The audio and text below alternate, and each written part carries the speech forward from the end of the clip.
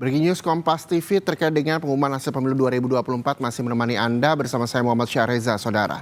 Saudara, Komisi Pemilihan Umum Provinsi Papua tiba di gedung KPU RI Jakarta Rabu siang tadi. KPU Provinsi Papua tiba di gedung KPU RI Jakarta sekitar jam 1:08 tadi. Kedatangan mereka untuk memverifikasi dokumen sebelum rekapitulasi dimulai. Dan kemudian kita pada akhirnya optimalkan di tanggal 20 Maret. Nah, kita lihat nanti bagaimana dinamikanya untuk di panel A ya, untuk Provinsi Papua Pegunungan kemungkinan akan duluan dan kemudian Papua Induk. Karena semalam Papua Pegunungan itu sampai di Jakarta pukul 3 dini hari, kemudian Papua Induknya itu baru siang ini dan langsung di kantor KPU. Begitu, teman-teman. Berarti DPT-nya? Informasi terkini, Saudara, terkait dengan rekapitulasi hasil pemilu 2024 untuk 2 provinsi tersisa.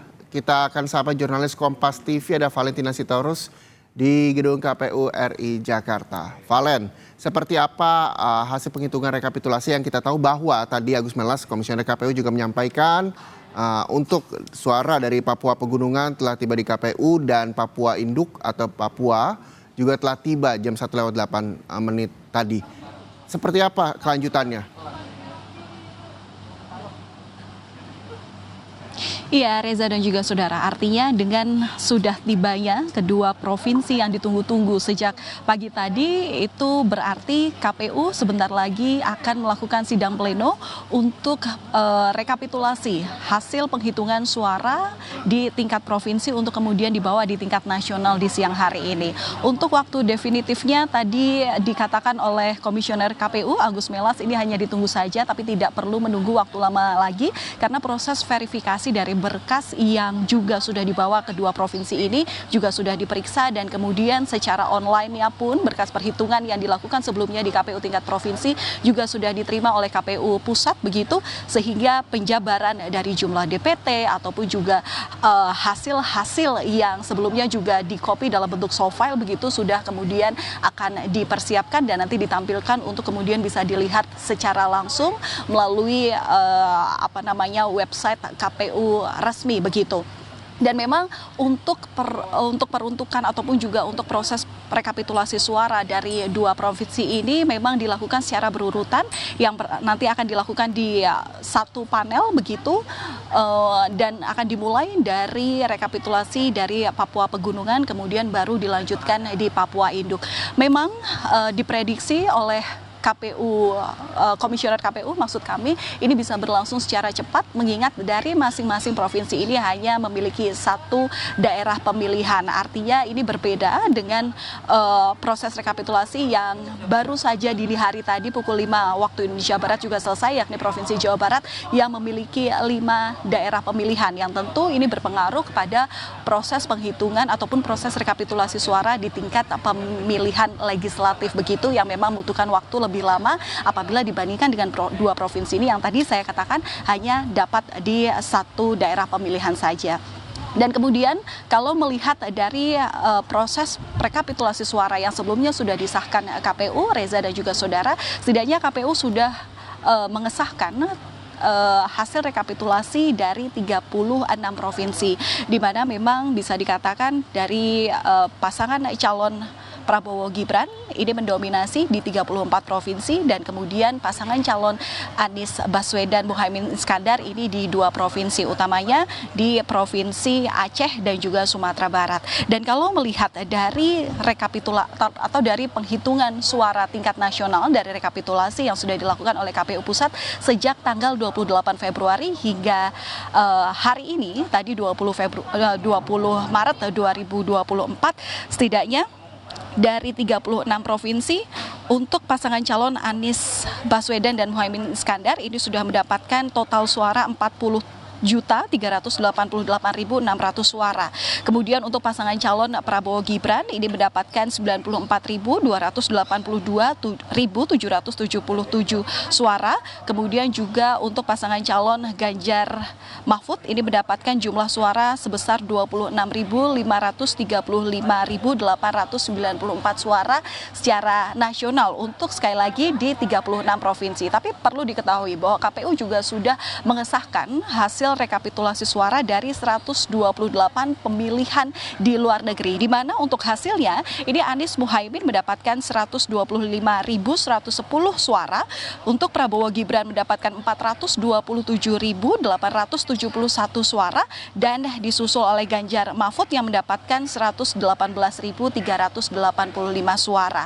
Dan memang kita masih menunggu ada 2 provinsi lagi yang hingga saat ini masih ditunggu kesiapan, kemudian juga kapan mulainya dari proses rekapitulasi yang hendak dilangsungkan oleh KPU. Tapi tadi juga ditanyakan oleh media begitu ya, apakah benar rekapitulasi akan selesai hari ini sehingga penetapan ini bisa sesuai dengan aturan perundang-undangan, yakni paling lambat adalah 35 hari setelah KPU ataupun setelah proses pemilu berlangsung sejak tanggal 14 Februari 2024 lalu.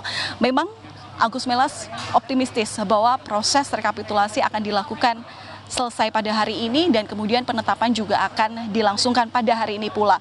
Pertanyaan selanjutnya, kapan kira-kira itu? Apakah juga harus menunggu pada pukul 23:59 atau tenggat waktu di detik-detik terakhir batas waktu untuk penetapan siapa pemenang pemilu 2024?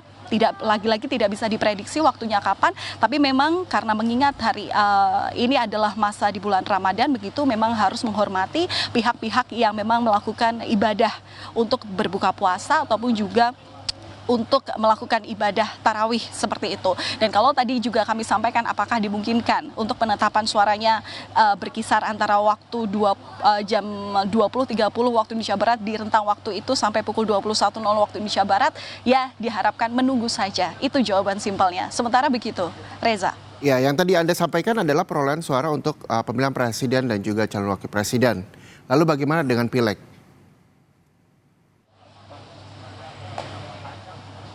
Iya, Reza dan juga saudara, itu yang jadi juga penasaran dari rekan-rekan media yang tadi juga ditanyakan.